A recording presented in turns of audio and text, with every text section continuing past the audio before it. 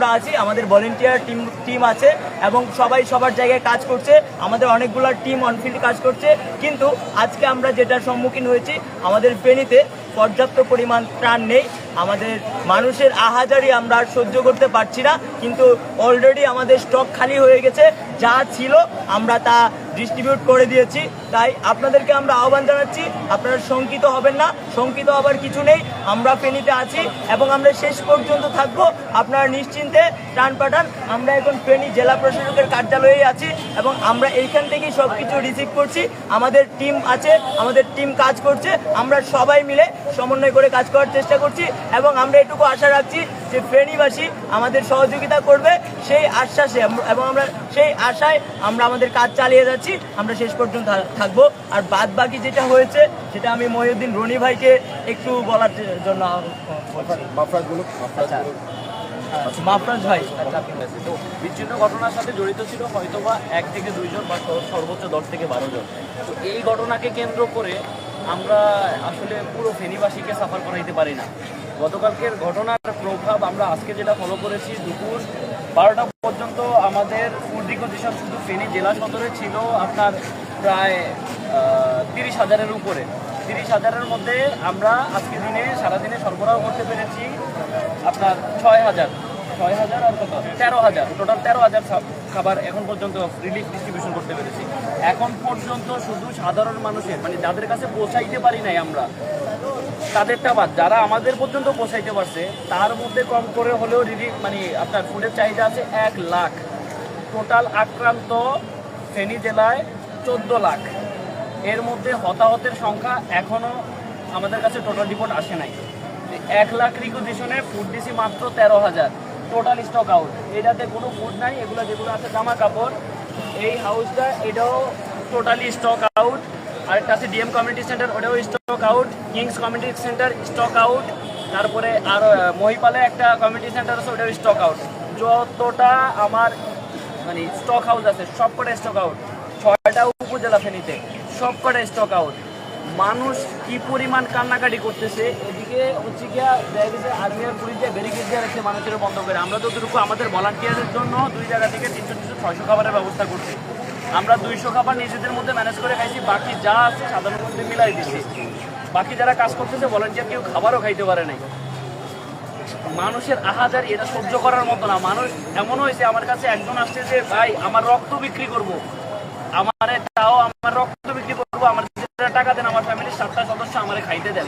আমার পকেটে যে কটা টাকা ছিল আমি দিয়ে দিছি, কিন্তু টাকা দিয়েও ফেনীতে খাবার পাওয়া যাচ্ছে না। কারণ হোটেল, রেস্টুরেন্ট, রিসোর্ট যা কিছু আছে সব কিছুর যত রসদ আছে স্টক আউট। পেঁয়াজ রসুন রান্না করবেন কি দিয়ে, চাল ডাল সব স্টক আউট, কিছুই নাই। প্রচুর পরিমাণে ত্রাণের গাড়ি প্রথমে আসছিল, যা ঢুকছে আপনার কুমিল্লা থেকে লাকসামের পর থেকে ফেনীর আগ পর্যন্ত ওই রোডটা ব্লকেজ হয়ে গেছে। ওইখানে যা লরি ছিল ওগুলোও এখানে স্টক, যার কারণে Feni totally out of relief, কোনো রিলিফ নাই। তো সবার কাছে বিনীতভাবে আহ্বান জানাবো, আপনারা ত্রাণ পাঠান। এই 2-1 জনের বিচ্ছিন্ন ঘটনাকে কেন্দ্র করে পুরো ফেনীবাসীকে সাফার করানোর কোনো মানে নাই। মানুষের আহাজারি দেখলে এখানে ইন্টারনেট নাই, লাইভ করার মতো, ভিডিও করার মতো, ছবি তোলার মতো আগের সেই ব্যবস্থা নাই। আজকের লাইভটা আমরা বাধ্য হয়ে করতে হয়েছে, অনেক কষ্ট করে ইন্টারনেট ব্যবস্থা করে তারপর হচ্ছে লাইভ করতে হয়েছে। তাও কি সিগন্যালের থেকে কীভাবে যেন ইন্টারনেট ব্যবস্থা করে তারপর লাইভ করেছে। এখানে ইন্টারনেট নাই, আগের মতো ছবি ভিডিও করার সুযোগ নাই। যারা টুকটাক করে এরা এদিক থেকে কইরা নিয়ে তারপর বাইরে গিয়ে হয়তো বা ছাড়া লাগে। তো এখানের যে প্যান্ডামিক সিচুয়েশন, এইটা আপনাদের কাছে প্রকাশ করার মতো কোনো অপশন নাই। কিন্তু খুবই বাজে অবস্থা ভাই, খুবই বাজে অবস্থা। কালকের রিকোজিশনে কম করে হলে আমাদের 1.5 লাখ রিলিফ দরকার। আজকেরটা তো মানুষ যা খায় আছে না খায় আছে এটা একরকম যাচ্ছে, কিন্তু কালকে কম করে হলেও 1.5 লাখ রিলিফ দরকার।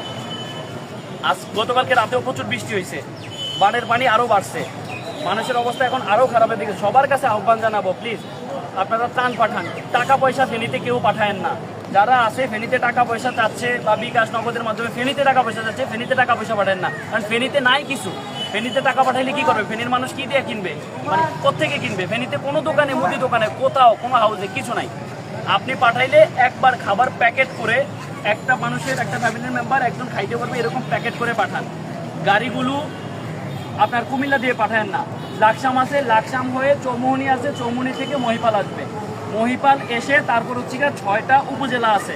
6টা উপজেলার মধ্যে হচ্ছে কি আপনার মহিপাল আসবে, মহিপাল থেকে দাগনভূঞা থেকে লরি করে সোজা দাগনভূঞা চলে যাবে।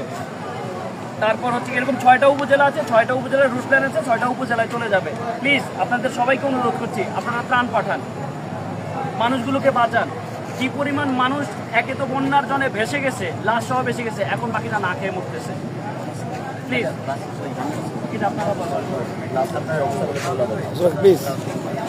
আসসালামু আলাইকুম। আমরা ফেনীতে এখন অবস্থান করছি। আমরা বাংলাদেশ স্কাউটসের পক্ষ থেকে এখানে 90 জনের একটা টিম আমরা রেস্কিউ ম্যানেজমেন্টে কাজ করে যাচ্ছি, ডেড বডি ম্যানেজমেন্টে কাজ করে যাচ্ছি। এখন যে বন্যার পরিস্থিতির মধ্যে এখন আমাদের যে প্রাথমিক চিকিৎসা বা আমাদের যে রিলিফ বিতরণ এটা বর্তমানে চলমান রয়েছে।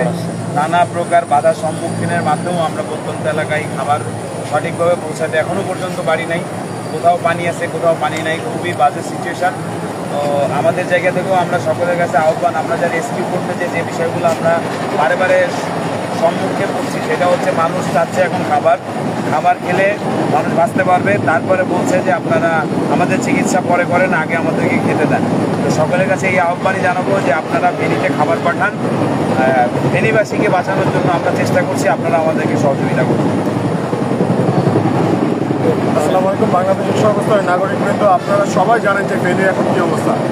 যে বিচ্ছিন্ন ঘটনা ঘটে গেছে এখন সেই অনুযায়ী এখন যদি আমরা ফেনীবাসীকে এখানে বঞ্চিত করি কোনোভাবে, তাহলে এটা হবে চরম পর্যায়ের অমানসিকতা। হ্যাঁ, এখন এইখানে আমাদের প্রত্যেকের মানুষ, আমাদের প্রত্যেকের একটা আপনাদের প্রত্যেকের একটা মানবিক দৃষ্টি আছে, মানবিক হৃদয় আছে। আপনাদের প্রত্যেককে বলবো সেই মানবিক দৃষ্টি রেখে সেখান থেকে ফেনীবাসীর কথা একটু চিন্তা করে। এখানে কিন্তু এখন পর্যন্ত পর্যাপ্ত ত্রাণ পৌঁছাতে পারতেছে না, মানুষগুলোকে আমরা উদ্ধার করতে পারতেছি না। আমাদের সবার এখন এখানে দেখেন মানুষ যে পরিমাণ ক্রাউড ছিল সেই পরিমাণ ক্রাউড নেই, কারণ এখানে ত্রাণ নাই। যারা আসতেছে তাদেরকে এখন ফিরিয়ে দেওয়া লাগতেছে। তো অতএব আপনারা মানে গুটি কয়েক মানুষের জন্য কেউ প্লিজ ফেনীবাসীকে সবাইকে এরকম ভুক্তভোগী করেন না, তাদেরকে সাফার করেন না। আপনাদের কাছে রিকোয়েস্ট থাকবে, আপনারা যেভাবে পারেন আপনাদের সম্ভব হলে, কেউ টাকা পাঠায় না ভুল করেও, আপনারা সম্ভব হলে বেশি করে খেজুর কিনে পাঠান, বিশুদ্ধিকরণ ট্যাবলেট কিনে পাঠান, চাল ডাল তেল আলু এগুলো কিনে পাঠান। এগুলো এখন বেশি দরকার। আমরা প্রয়োজনে এখানে খিচুড়ি তৈরি করে তাদের কাছে বাড়ি গিয়ে পৌঁছায় দিয়ে আসবো। আমরা তাদেরকে উদ্ধার করার জন্য হেলিকপ্টার ম্যানেজ করতেছি। আমরা এখন বাংলাদেশের সর্বস্তরের নাগরিককে বলবো যে ভাই, তার উপর ডিপেন্ডেন্ট না থেকে বাংলাদেশের সর্বস্তরের ছাত্র জনতা আপনারা চলে আসুন। আমরা একসাথে আমাদের ভাইরা যারা আছে, যারা এখন পর্যন্ত অসহায় অবস্থা আছে পানিবন্দী, তাদেরকে আমাদেরকে উদ্ধার করে নিয়ে আসতে হবে, তাদেরকে সেভ করতে হবে, বাঁচাতে হবে। যেভাবে পারেন আপনারা চলে আসেন ফেনীতে, আপনারা ত্রাণ পাঠান এবং যা করা লাগে আপনারা সবাই বিচক্ষণতার সাথে শহরের গুরুত্বপূর্ণ পয়েন্টগুলোতে আপনি একত্রিত হন এবং ফান্ড কালেক্ট করুন এবং সেখানে বসে আপনারা ত্রাণ সংগ্রহ করে ত্রাণ তারপরে একসাথে পাঠান। কেউ ফেনীতে টাকা পাঠাবেন না, আমরা বারবার বলছি ফেনীতে টাকা পাঠানোর প্রয়োজন নাই। এবং আমরা পুলিশ থেকে শুরু করে যত রকম প্রশাসনের যারা আছে তাদের সবার কাছে আহ্বান জানাবো, যারা ত্রাণ নিয়ে আসতেছে তাদেরকে যেন সেফটি অ্যান্ড সিকিউরিটি মেনটেন করে তারপরে এখানে নিয়ে আসা হয় এবং ফেনীবাসীকে যাতে ওই নিরাপত্তাটা দেওয়া যায় এবং ফেনীবাসীকে যাতে ওই ত্রাণটা ঠিক মতো পৌঁছে দেওয়া হয় এবং তাদেরকে যেন উদ্ধার করা হয়। এটাই এখন সব আমাদের চাওয়া, আমাদের প্রত্যাশা। এবং সবার উদ্দেশ্যে এটুকু বলবো, দলমত নির্বিশেষে আমরা সবাই মানুষ, আমরা সবাই বাংলাদেশি। বিচ্ছিন্ন ঘটনা এটা বড় বিষয় না। বড় বিষয় আমাদের মূল উদ্দেশ্য যেটা, আমরা মূল উদ্দেশ্যে আমাদের ফোকাস রাখতে হবে। আমাদের মূল উদ্দেশ্য হচ্ছে ফেনীবাসীকে রেস্কিউ করা, ফেনীবাসীকে সেভ করে তাদের কাছে ত্রাণ পৌঁছে দেওয়া। প্রত্যেকটা মানুষ এখানে গুরুত্বপূর্ণ। প্রত্যেকটা মানুষকে আমাদেরকে উদ্ধার করে নিয়ে আসতে হবে, তাদেরকে ভালো রাখতে হবে, সুস্থ রাখতে হবে।